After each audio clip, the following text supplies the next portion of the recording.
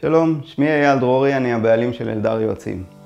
כל עסק צריך פרסום, שיווק וקידום. איך עושים את זה? האמת, בצורה מובנית ומסודרת ובשישה שלבים. שלב ראשון, להבין מה אנחנו רוצים להשיג באמצעות השיווק, הפרסום והקידום. לייקים, לידים, לקוחות משלמים, חוזק מותג. אם לכם לא ברור מה אתם רוצים, לא תצליחו להשיג את המטרה עליה אתם עומדים להוציא כסף.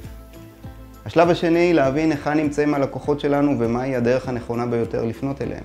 סרטון, הצעת מחר, סיפור לקוח, טיפים, כתבה, תוכנית בוקר, ויש מגוון. החוכמה היא לעבוד בצורה מגוונת הפונה במדויק לקהלים שלנו. השלב השלישי היא לקבוע את תהליכי השיווק והפרסום המתאימים.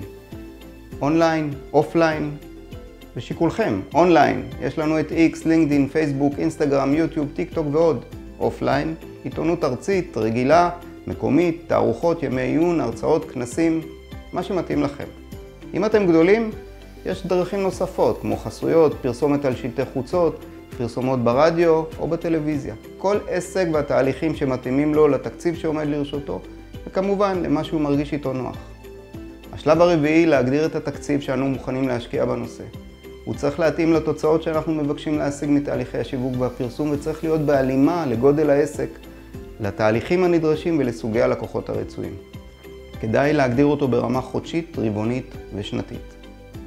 כעת נגדיר את המסרים והתכנים שמתאימים לכל אחד מאפיקי השיווק, נוסיף את המדיה, נדאג שהנראות תתאים למותג שלנו ונענה לאוויר.